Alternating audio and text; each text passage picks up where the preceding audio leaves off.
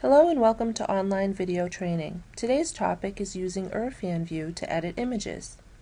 First, we'll need to download Irfanview, which is a free software package that allows you to edit images, adjust coloration, resize, flip, reduce red eye, adjust coloring, as well as the most important feature is it allows you to change the DPI of images. For the web on most monitors, what you'll want is a DPI of 72. First, we'll download Irfanview by going to www.irfanview.com, and then you'll see here the free download available.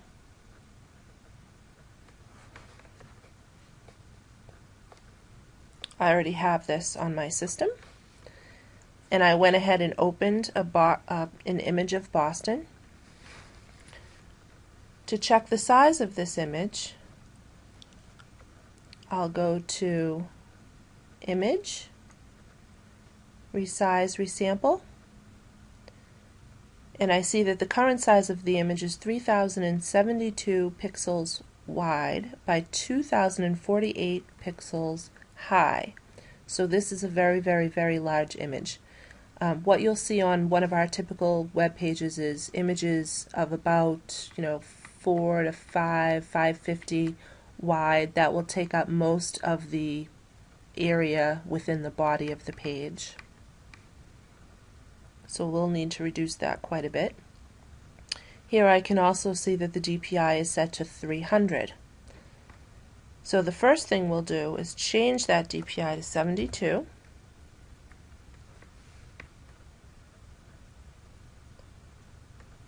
And say OK. Now if I go back into Resize, Resample, I can change the pixels. So I'm going to change the pixels here to 400 wide, and that auto adjusts the height. I'll say OK.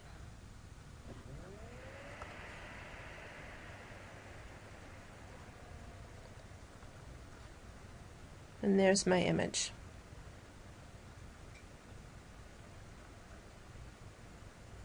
Next, I'll use Auto Adjust Colors.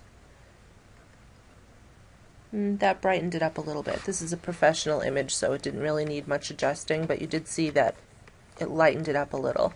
Auto Adjust is a nice feature, especially if you have images that have a lot of people in them or are of a big scene, because it will adjust them just a teeny bit brighter or darker depending on what is needed, and it allows for more rich color.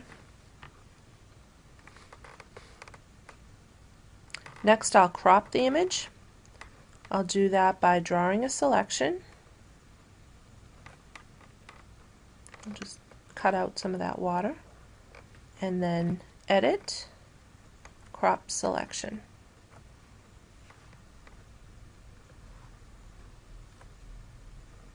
Now the water is gone. Other things we can do, we can rotate counterclockwise or clockwise.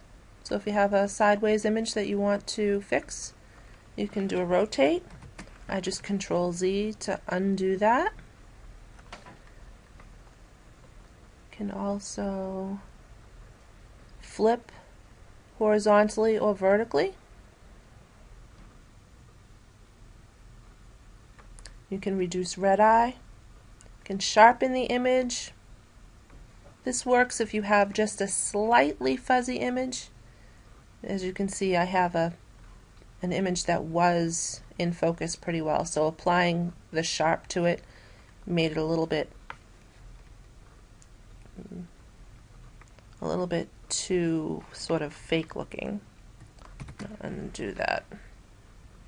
Took away some of the shadows.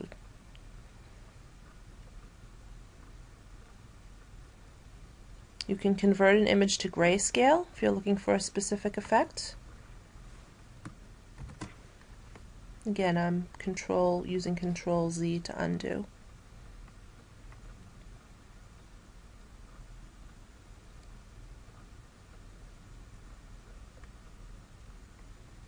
some of the other options here. You can check the properties.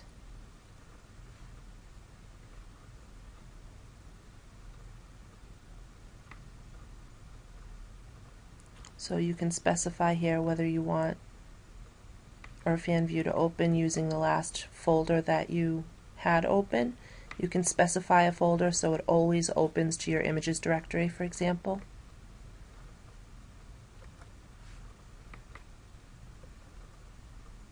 Here's where you can change the toolbars that you're viewing. I would recommend leaving this as is.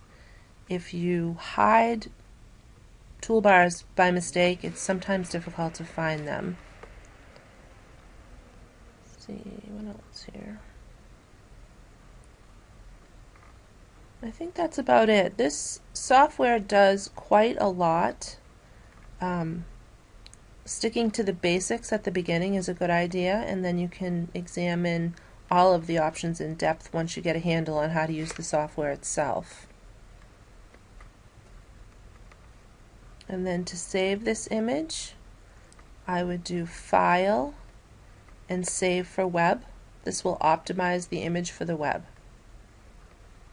If you're using an image for a print publication, you would not want to set the DPI to 72. You probably leave it as the original or whatever is recommended by the person who is printing the job for you. Usually 300 if you're using an in-house copy machine in your office. A DPI of 300 is generally pretty good. If it was a full 4-color print brochure that was going out of Bentley to be printed, they might require a DPI of more like 1200. In that case, you would just save. You would not save for the web.